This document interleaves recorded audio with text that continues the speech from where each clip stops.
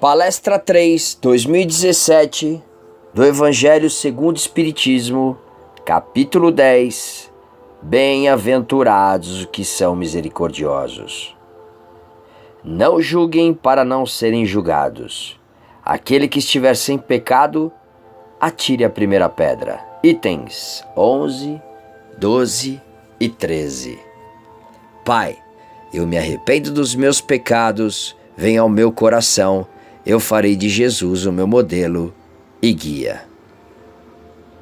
O maior desafio da evolução espiritual não é tanto a construção exterior, mas é a construção interior.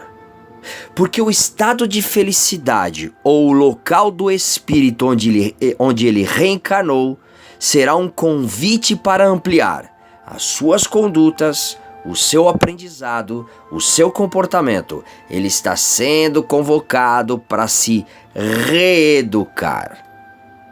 É por esta razão que Jesus, o nosso governador espiritual, um espírito que esteve entre a gente, veio orientar e dar um novo rumo em nossa evolução. Orienta não porque foi agraciado por privilégios da divindade. Orienta porque já percorreu os caminhos que nos aguarda no aperfeiçoamento do nosso espírito. O Cristo funciona então como aquele irmão mais velho que possui um horizonte de evolução extremamente mais amplo do que todos nós. Por já ter construído em sua intimidade os princípios das leis divinas universal, pode nos servir de modelo e de guia em nossa jornada evolutiva. Nas escolas, nós aprendemos com os professores, em todas as etapas escolares. São milhares e milhares de páginas de livros, escrevendo rios de tintas, apagando quilômetros de palavras, mas tudo isso já está tudo condensado naqueles professores, que em segundos demonstram as técnicas do caminho para o aprendizado. E realiza diante dos alunos, dos olhos dos alunos, desnuda para o aluno o futuro. Porque o professor abre ao aluno as portas do futuro para os próximos aprendizados.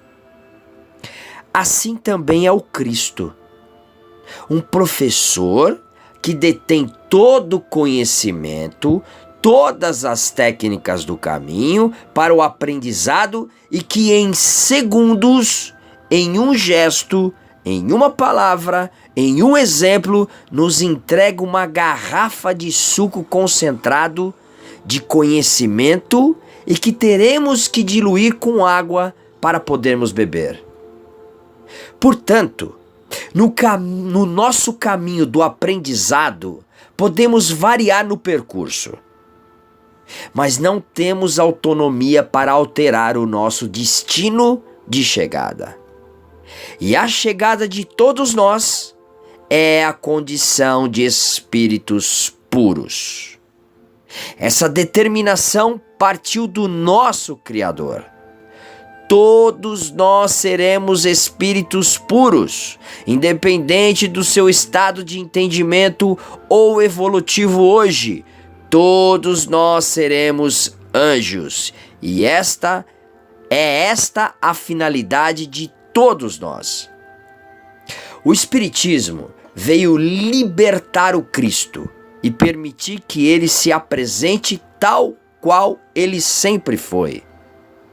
O nosso educador, o nosso modelo de conduta, o padrão a ser observado e seguido. O fato de termos no Cristo um guia e modelo muda a nossa relação com Jesus. O Cristo não necessita de bajulação. Jesus não precisa mais de adoração, que se expressa apenas em rituais exteriores. O Cristo espera por alunos que queiram se educar, dedicados, comprometidos e corajosos. E quando passamos a ser educados pelo Cristo, passamos a sentir, ler e ver o mundo com outros olhos, sobre outras lentes. Servir passa a ser uma fonte de alegria interior. Ser generoso passa a ser elemento de saúde psíquica. Por mais que a situação exterior esteja caótica, por mais que aquilo está acontecendo se assemelhe a um mar agitado e bravio. Quando estamos com Jesus, quando estamos tomando suco concentrado que diluímos de acordo com o nosso entendimento, seremos convidados a demonstrar o nosso grau de espiritualidade no ato de tomar o café pela manhã, dirigir no trânsito, com o trato com as pessoas. Seremos convocados a imprimir em cada situação, por menor que ela seja, exemplos na conduta no bem. Não é nas igrejas, nos templos, nos centros espíritas, é no nosso cotidiano. No nosso dia a dia, com as pessoas que vivem no mesmo teto, na mesma família, com as pessoas que cruzam o nosso caminho. Jesus não ensinou apenas pelo que diz, ou pelo que fez, mas pelo que não fez, pelo que não disse, pelos caminhos que recusou e pelas situações que foram apresentadas a ele. Ele ensinou e exemplificou integralmente enquanto esteve encarnado, em todas as situações do cotidiano. Jesus, no seu cotidiano, deu mais exemplos em sua conduta, em suas ações, do que as palavras que disse. As palavras ensinam, mas os exemplos arrastam multidões. Por isso que o Cristo vive com a gente até hoje. Nessa passagem da mulher adúltera, as leis mosaicas eram bastante severas com relação ao adultério. Em vários dos seus artigos, ela prevê a pena de morte por apedrejamento. E o adultério é uma dessas penas. E esta mulher, então, supostamente surpreendida em adultério, é levada à praça pública por muita gente, liderada e conduzidas pelos religiosos. Por aqueles que naquele período histórico, que naquele ambiente geográfico, possuíam uma responsabilidade de educar moralmente as massas. Toda vez que alguém convocar para defender o bem usando a violência, nós arrebanhamos multidões. Então, se eu disser assim: façamos um movimento para assassinar todos os corruptos do Brasil, eu não vou dar conta de controlar as inscrições. Um ladrão, um estuprador que foi pego, com toda certeza será linchado em nome do bem. Mas como defender a justiça emprestando as mãos para o crime? Como realizar a justiça tornando um instrumento de violência? Essa é uma pergunta vital. No plano da criação divina, eu não sou melhor do que ninguém, porque somos filhos do mesmo Pai. Ele é um espírito imperfeito e eu também. Talvez eu esteja a um passo na frente dele. Ou talvez eu não tenha sofrido as tentações que ele sofreu, ou passado pelo que ele passou. Por que levaram a adúltera? E o adúltero? Alguém consegue adulterar sozinho? Precisa de no mínimo mais um. Mas levaram apenas a adúltera, só a adúltera, e a colocaram diante do Cristo, invocando uma lei. Mas, como a lei é morta, a lei só ganha vida na boca de quem está interpretando naquele momento. Quem torna a lei viva são os seus intérpretes. Toda lei é assim, toda palavra também. Somos nós que damos vida a ela. Então chegaram os intérpretes da lei, os moralistas, os cheios de razão, cheios de argumento e dando vida à lei de Moisés. E dizem para Jesus: aquela mulher tinha que ser apedrejada porque foi pega em adultério. Jesus olha, abaixa a cabeça, se abaixa e fica escrevendo no chão, com o dedo, na terra. Não fala absolutamente nada. E convenhamos, a maior lição desta passagem está no silêncio de Jesus. Imagina, vamos pensar. Jesus se abaixa, fica escrevendo no chão, silencia tipo... O que você tem a ver com a intimidade pessoal do outro? Olha o profundo respeito de Jesus pelo nosso livre-arbítrio e pelas construções da nossa intimidade. Se fosse eu, já tinha perguntado: com quem? Onde que foi? Que horas? Ah, eu sabia! É o fulano, né? Ah, mas ele é um galinho, o cara é um galinha. Nós falamos do que não sabemos. Opinamos naquilo que nós não vamos nos envolver. Ditamos normas para campos que nós não vamos atuar. E às vezes ensinamos como se fôssemos doutores, que não tem autoridade do tempo, da experiência, da convivência comprovada pelo fato, daquele fato. Quando nós podemos falar de algo que conhecemos? Se você a vivenciou, experimentou na pele, sofreu as consequências daquilo. Aí você sabe sobre aquilo. Do contrário, ouviu falar, leu sobre ou comentou a respeito, então você não sabe. Como você vai dar lição de moral sobre adultério se você nunca experimentou um? Como você vai ensinar uma pessoa sobre amor se na sua casa você acha que o seu pai é um demônio e o seu irmão é um capeta? Como você vai falar sobre compaixão, benevolência, indulgência se você vive falando mal das pessoas pelas costas, é intolerante com o erro das pessoas, seu burro, não presta pra nada? Como você vai falar sobre paciência se você fica impaciente em uma pequena fila do supermercado? Tudo isso é uma construção. É por isso que você está nesse corpo agora, para experienciar, para viver, para dar o seu testemunho da paciência, da compaixão, da benevolência. Mas é preciso estar com a mente aberta, o coração em alerta e as antenas ligadas. Pare de tentar provar que você está sempre certo. Pare de usar a máscara de quem já sabe tudo. O seu jeito você já conhece. Tá careca de saber como você é. Agora você precisa aprender novas maneiras de pensar e de agir. Sai de um corpo, entra em outro e há milênios vem agindo e pensando da mesma maneira. Veja, o Cristo tem bilhões de anos de experiência.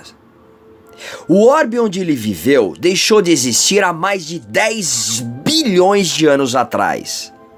A Terra tem aproximadamente 4,5 bilhões de anos e foi ele, o Cristo, junto com Deus, que deu a vida a cada espécie deste planeta.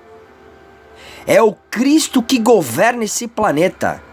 Ele é o nosso governador. Em outros planetas eu não sei quais são os Cristos que governa, mas na Terra só existe um.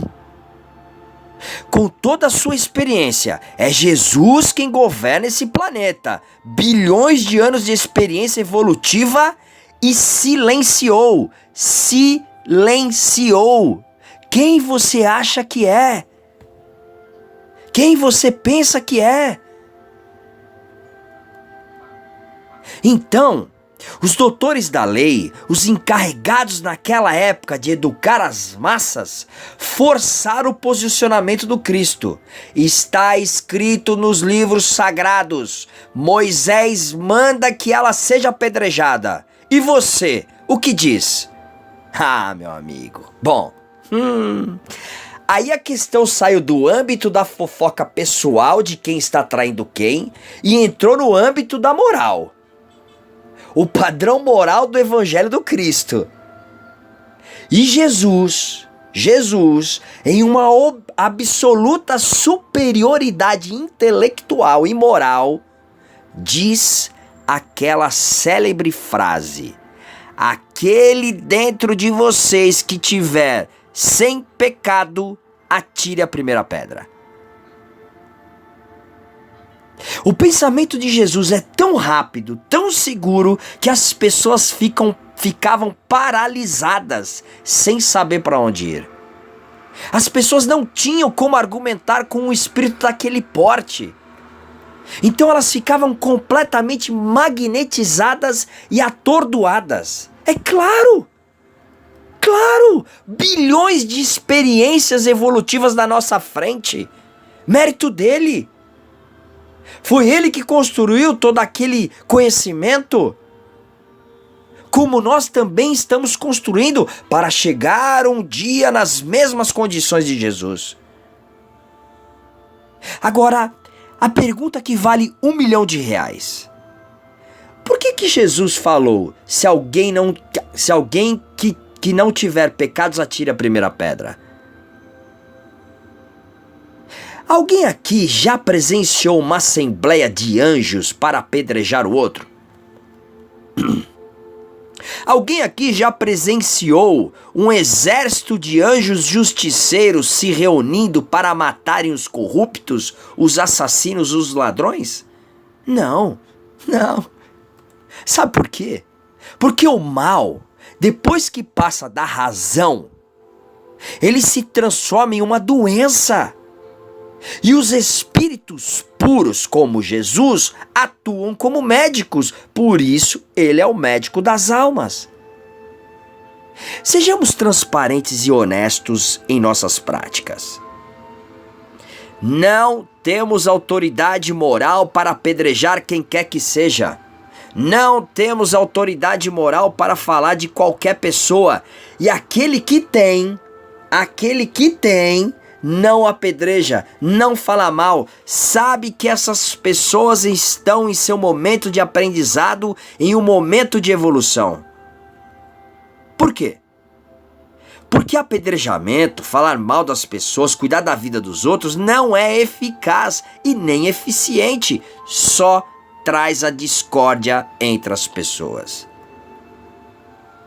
O texto diz que todos se retiraram, dos mais velhos para os mais novos. Ou seja, aqueles que tinham mais experiências nos seus pecados, depois os que tinham médio pecado e aqueles que estavam começando a ter pecados.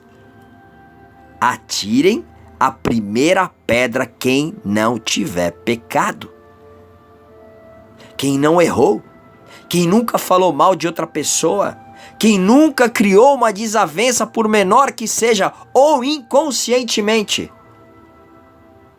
Todos nós estamos sujeitos a sermos tentados e testados em nossas condutas.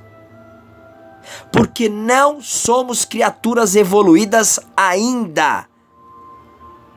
Se estivéssemos em um lugar onde só vivessem anjos, em pouco tempo criaríamos discórdia entre eles. Eu não vou com a cara daquele anjo. Ele não me desce. Ele tem uma cara de cínico. Você não acha, Gabriel? Quando todos saíram, ficou o Cristo. O educador e a educanda. O mestre e a aluna. A primeira pergunta que ele faz já é uma aula. Mulher, onde estão os teus acusadores? Veja, Não se trata de uma lição para os acusadores. Eles já haviam saído. É uma lição para ela.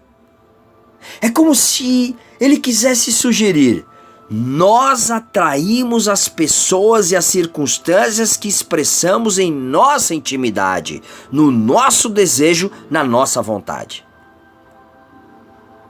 Mel atrai o quê? Abelha? Carniça atrai o quê? Urubu? Ao adulterar, ao falar mal, ao julgar, você atraiu os acusadores. Reflete nisso. É da lei. É da lei. Nós só atraímos aquilo que pensamos. Você pode limpar o seu apartamento, a sua casa, deixar tudo bonitinho, mas experimenta colocar uma colher de açúcar na cozinha. Volta lá depois de um tempo. Vai estar lotado de formiga. Você mora no andar 265. Não tem explicação.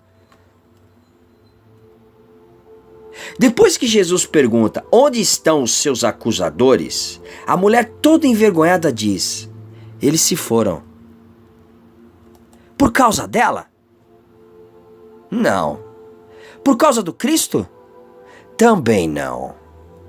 Sabe por que a acusação silenciou e foram todos embora? Porque a virtude falou. A virtude falou. Os acusadores saíram porque a virtude, a moral viva encarnada estava lá. E por que a moral viva estava lá? Porque Deus não escreve tratados de moral. Os tratados de moral de Deus são os espíritos puros. Um deles, naquele momento estava encarnado diante de uma pessoa doente. Deus não escreve cartas para as pessoas necessitadas. Deus envia cartas vivas como Cristo para educar, alimentar, instruir, curar os doentes e desesperados. Vinde a mim todos os que estão cansados e oprimidos, e eu vos aliviarei. Estes espíritos puros representam tudo que Deus quer dizer pra gente. Então ali, diante daquela mulher, estava o Cristo, um espírito puro, e que dá a segunda lição para ela. Eu também não a julgo. Veja, só há um juiz, o Criador. Um juiz em um tribunal julga processos, não pessoas. O juiz vai tomar uma solução para aquele caso. A pessoa é infinitamente mais ampla do que o caso. Por isso Jesus disse para ela: eu não a julgo. Nessa passagem, nós temos uma inversão total. Um puro falando com um impuro. Um espírito elevado falando com um espírito imperfeito. É aqui que começa a marca do Cristo. Ninguém sai da condição de espírito imperfeito para a condição de espírito puro, de anjo, com julgamento. Porque só o processo educativo moral nos tira de uma condição que a gente se encontra hoje. E vai levar a gente para uma outra condição mais elevada ainda. Assim é todo o nosso processo evolutivo. Por isso que o Cristo não a julgou. Filha, vem aqui. Vem cá, filha, vem. Vem conversar com um educador de almas, um professor das leis divinas. Eu não a julgo. Vá e não peques mais. Ou seja, você viveu a experiência? Você experimentou? Agora fixe o conteúdo moral desta lição e construa o seu destino. Regenere a sua conduta, modifique o seu comportamento, aprenda com esta lição e não volte a fazer isso de novo. Simbolicamente, quando Cristo começa a escrever no chão, estava querendo dizer para nós o seguinte: nós realizamos, nós deixaremos registrado em nossas casas, em nosso trabalho, na rua, no trânsito, no templo, nas igrejas, no centro, nas escolas, em qualquer lugar em que você passar neste planeta, a sua história ficará registrada com a sua passagem. E ainda que a gente não perceba, a gente está escrevendo a nossa história diariamente. Observe o que está escrevendo nas páginas da vida. As nossas mãos gravam a todo tempo, a todo momento. Dia a dia, nos mínimos e nos máximos detalhes, com tintas luminosas ou sombrias do nosso coração. A terra está registrando o que nós estamos fazendo. Não manche o livro que o Pai nos concedeu, que nos confiou, ou seja, não desperdice mais um corpo. Auxilia, perdoa, trabalha, ama, serve, gastando conscientemente os recursos que você tem em suas mãos, não importa qual ele seja. É aquele que está dentro das suas condições e possibilidades. Por isso, meus amigos, eu afirmo e declaro que a tua vida seja um poema de muita luz, refletindo o bem e a fé nas leis divinas que te governa aonde você estiver. Se você ouviu essas palavras, apenas diga obrigado.